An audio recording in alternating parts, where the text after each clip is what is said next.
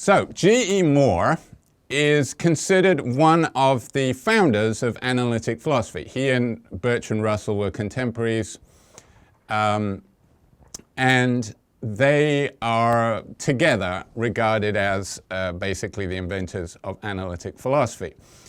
And this was sort of in reaction to the standard Oxford and Cambridge position at the dawn of the 20th century, which was sort of epitomized by a guy called Bradley, F.H. Bradley, who was influenced very much by Hegel. Hegel is a notoriously difficult to read German philosopher who argues for idealism. This idea that, idealists believe that the world is not as it appears to us. G.E. Moore was originally a student of Bradley and also another idealist called McTaggart, who is most famous for his proof that time is not real. And originally sort of agreed with them, but then he broke decisively from his teachers, and sort of this was the founding of the movement of analytic philosophy. And in response, G.E. Moore defends common sense. Now, this is an odd thing for a philosopher to do, because philosophy throughout its history has sort of challenged common sense. But you do see these figures throughout the history of philosophy who take it upon themselves to shut the philosophers up, despite themselves being philosophers. Thomas Reid is an example. He had a school of common sense Scottish philosophy that reacted to people like Locke and Hume.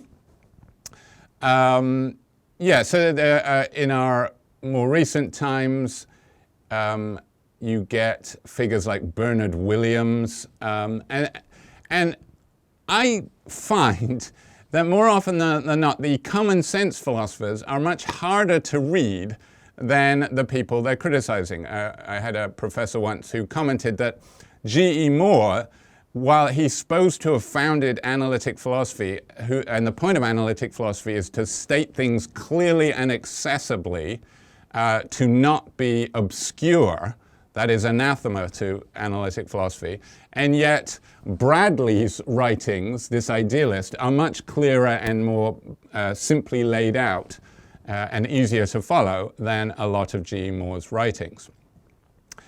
And I don't know about you, but in reading Proof of an External World, which is his most famous paper, I got very annoyed with G.E. Moore. There's an unreasonably large section of the paper is footling around trying to come up with a definition of things external to us.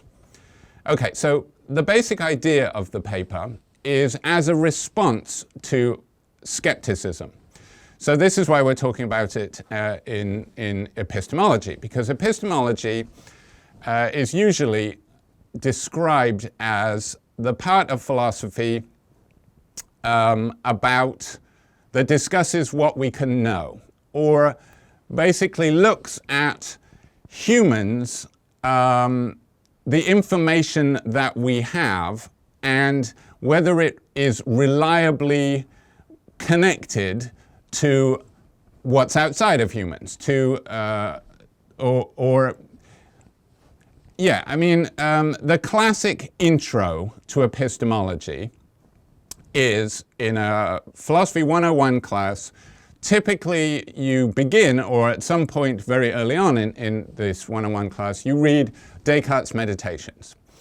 And in the very first of Descartes' Meditations, he gives several skeptical arguments. So what Descartes is doing there is he's trying to come up with a standard he's trying to do two things. He's trying to come up with a standard of what it is to know, and also find things that we do know. Famously, of course, the thing that we cannot doubt and therefore must know, according to him, is that we exist. We cannot doubt that because in order to doubt that we exist, we have to exist. So the cogito, I think, therefore I am, is related to this point. But I think most people who read the Meditations agree that Descartes' skeptical arguments are a lot more convincing than his response to the skeptical arguments. His response to the skeptical arguments involve proving that God exists and God is not a deceiver, and his proofs are decidedly fishy. Whereas his skeptical arguments are distressingly convincing. So, skeptics are people who argue that we cannot know certain things. You can have general skeptics that sort of argue that there's practically nothing we can know, and then there are specific skeptics who say, I'm going to focus on this particular area and say that we don't know this. So you can have skepticism about other minds. I cannot know that you have a mind, or because I don't have access to it. All I can know is that you appear to have one because you're acting in the way that I act, and I think I know that I have a mind. So that kind of thing. Now, this paper purports in its title to be able to prove that there is a world outside of us, that there are things external to us. And a large bulk of the paper is discussing what it is, what we mean by things external to us. And essentially, in the discussion of the soap bubble, we finally get to a definition of things external to us. He says, let's contrast it between things that are internal to me, that are in my mind. What is the difference between things external to me and things internal to me? A thing which I perceive could not be a soap bubble unless its existence at any given time were logically independent of my perception of it at the time.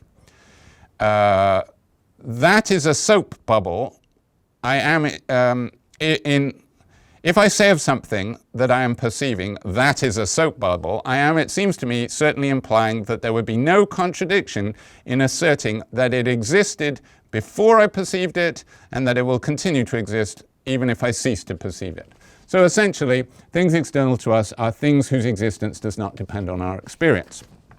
Famously, the philosopher George Berkeley, who was an idealist, although not a Hegelian idealist, just someone who refused to believe in matter, argued that that esse est percipi, to be is to be perceived. There is nothing that can exist without being perceived.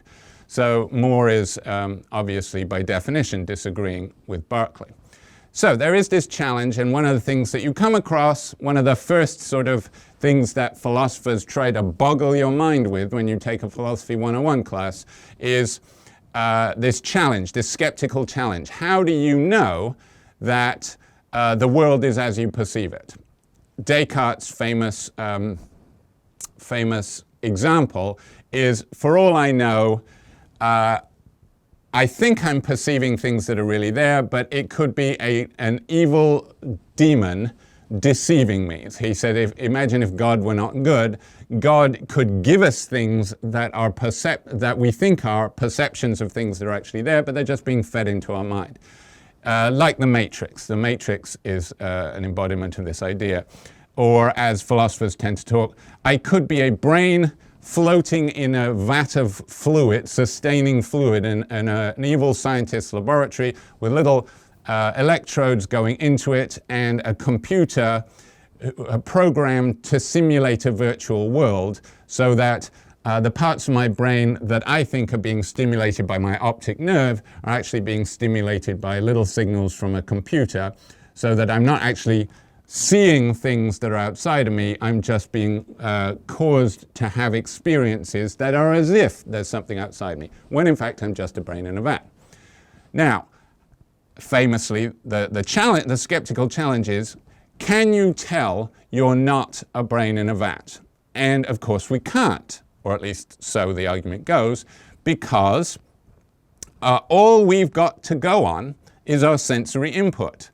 Now, we think our sensory input is caused by something external to us, but we can't know that because we cannot get at anything external to us. All we can get at is the senses. So we just infer the existence of an external world, but we cannot prove that there's something there.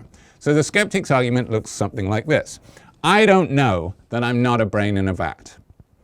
I know that I have experiences and I think I'm not a brain in a vat, but I don't know. I can't get at the cause of the experiences. If I don't know that I'm not a brain in a vat, then I don't know that I have hands. Why do I think I have hands? Because of sensory input. But if I'm a brain in a vat, it's not really sensory input. It's just a scientist making me think I have hands, but I'm just a brain. I don't have attached hands. So if I don't know that I'm not a brain in a vat, then I don't know that I have hands.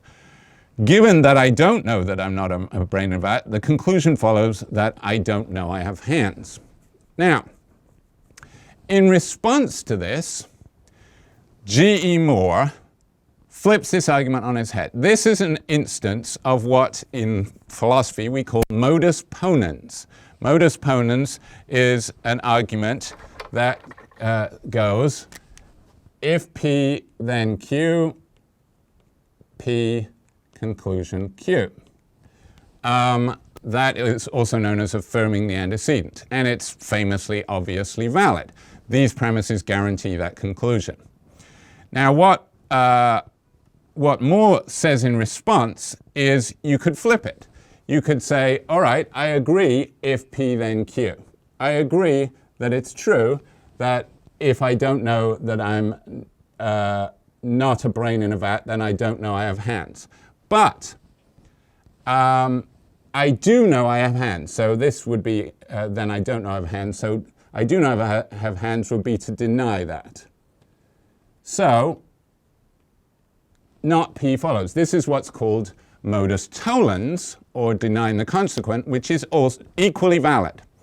And so he flips it on his head. He says, okay, I agree. If I didn't know I wasn't a brain in a vat, I wouldn't know I had hands. But I do know I have hands.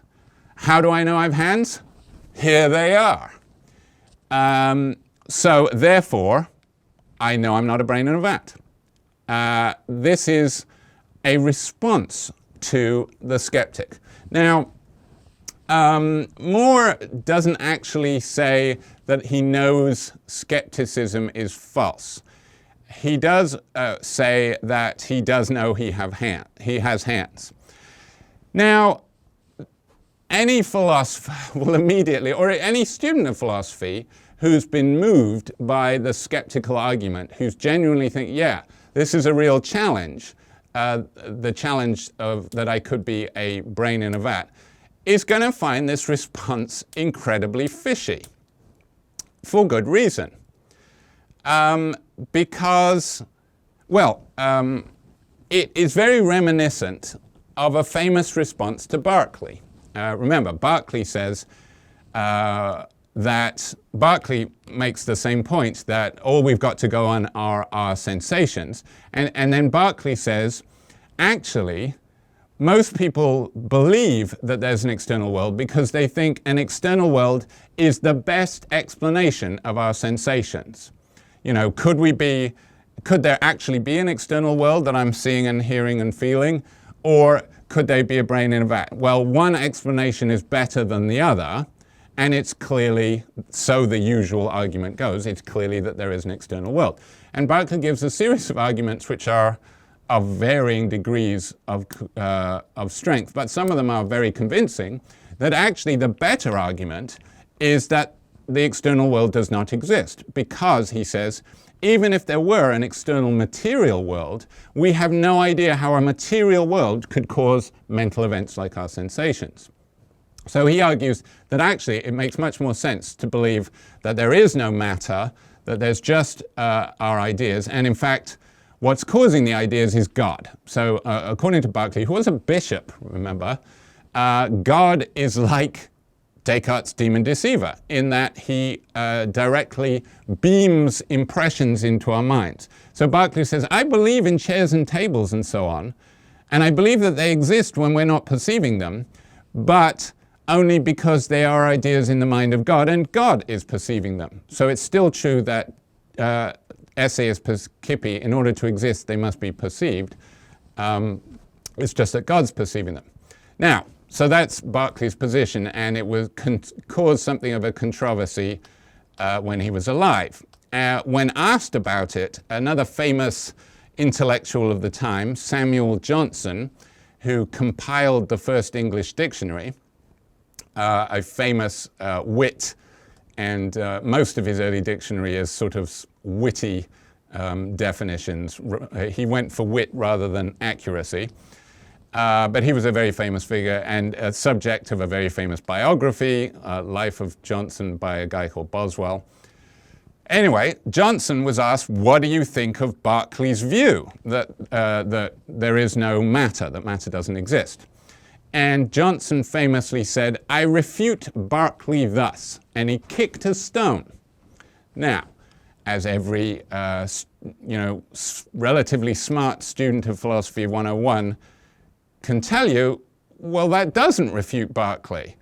Berkeley believes in stones, believes that you can kick stones. But what it is to kick stones is for you to have the impression that you're doing so, which is caused by God beaming those ideas into your mind. So you thinking you're kicking a stone doesn't prove that the stone exists as a physical object that causes your impressions, because you can't prove that.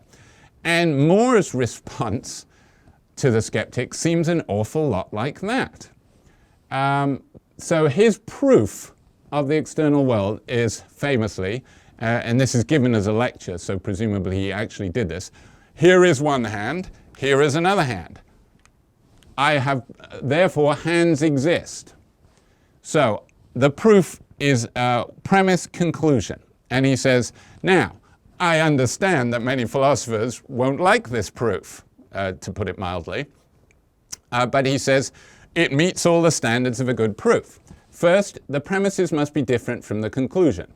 And of course, the conclusion is more general than the premises. The conclusion and the premises must be different if one could be true without the other. And it could be true that hands exist without it being true that these are two hands. So obviously, they're not saying exactly the same thing. So the premises are different from the conclusion. So it meets one standard. The premise is known. And at this point, this is, of course, the sticking point. But what Moore is going to insist is that you can know things that you can't prove. He says, come on, look, philosophers believe this. He gives the example of, how could I prove that there are typos in a manuscript? I could take the manuscript, open it, and say, there's a typo, there's a typo, there's a typo. And that would count as a perfectly acceptable proof. So why isn't this just the same? Everybody, do you really believe that you don't know that you have hands? And here, Hume, the great Scottish philosopher, basically conceded. Hume was followed Berkeley, and while he was not an idealist, did believe that you couldn't know that the external world existed, and that for all he knew, things might change radically at any second, that the floor could drop away. He didn't know that it wouldn't. But he said, I can put these philosophical doubts aside and go and have fun and play backgammon with my friends. Hume was a well-known lover of partying and quite popular in France because of this, apparently. So Hume explicitly says, all of my philosophy would make living my life impossible. So I have to put my philosophy aside to live my life, and indeed I do, and I find it perfectly easy to live my life. So what Moore is insisting on is essentially come on, philosophers, you don't really believe this stuff that you are saying. Because even when you're arguing about this stuff, you respond to other philosophers, thereby acting as if other philosophers exist. And other philosophers are definitely things external to us. And also that things in the past exist. Because that's another area where there's specific skepticism. How do we know things in the past exist? Even if we know something right here, right now exists, how do we know something in the past exists? Because we can't even get empirical evidence of things in the past because it's not accessible to us, or it doesn't exist if you're a presentist. So basically he's thumping the table and saying, I know this. And in fact, essentially he's saying, if I have a choice between this modus ponens and this modus tollens, which one does it seem more reasonable to accept? In this one, if I have a choice between believing premise 1 here, I don't know that I'm not a brain in a vat, or believing that I know I have hands, I'm going to go with I know that I have hands. Because if I know anything, I know that this is a hand and this is a hand. So this is sometimes called a Morean fact. A Morean fact is something where you know it even if you can't prove it. And sometimes these are referred to as brute facts. You find this quite a lot in contemporary philosophy. We say, well, I'm sorry, this is just a brute fact. A fact that I cannot justify knowing, but, if you don't agree that we know it, then bugger off and read something else. But, those of you that think that are okay with accepting this without me giving a proof of it, then continue reading, because this is a brute fact. And in general, it does seem correct that skepticism, if you require that in order to know something you have to prove it, then we can never know anything, because it would be an infinite regress of proof. Because how do I prove that I know something? By referring to another fact that implies that. But then how do I know that other fact? I have to refer to another fact. How do I know another? And this is ongoing, and it leads to an infinite regress. So it looks like you can never know anything. But then what's the point of the idea of knowledge? If the skeptic wins, then the idea of knowledge is essentially useless. And maybe we should just junk it and talk about a different kind of thing that plays the role of what we normally call knowledge. So that in this new way of talking about things, you do know that you have hands. Doesn't that make more sense? Isn't that a more rational thing to do? That's the common sense again. So that's G.E. Moore. He didn't convince that many people, but apparently there is a new approach to epistemology popular in the last couple of decades called contextualism, that says what it is to know something differs depending on the context. So in everyday life, when you are, I'll give you an example. My wife is also a professor of philosophy, and when she was a graduate student, she had to serve on a jury duty. And she was being questioned by the judge in the case, in the process of voir dire. And he asked her what she did, and she said she was a graduate student. He said, of what? And she said, philosophy. And he said, oh, philosophy. Oh, you people. I know about you people. And he held up a book, and he said, what's this? And she said, well, it appears to be a book. And he said, what's inside it? And she said, like a good, cautious philosopher, well, I don't know. I haven't seen inside it. It says, yes, you do. You know, if it's a book, there are words inside it. So what he's saying is that in the context of a law court, there are certain things that you could be assumed to know. So maybe in everyday life, we actually do know that we have two hands. It's only in the context of academic discussions in response to the skeptic that we don't know it, but that's using know in a different context. You know, if you want to talk in Wittgensteinian terms, you might say they're two different language games.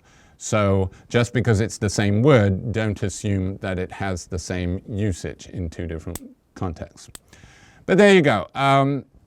Is it the proof of an external world and responding to all these great skeptics? Not really. But it's another example of an interesting common sense approach to philosophy. And there are these figures that crop up from time to time.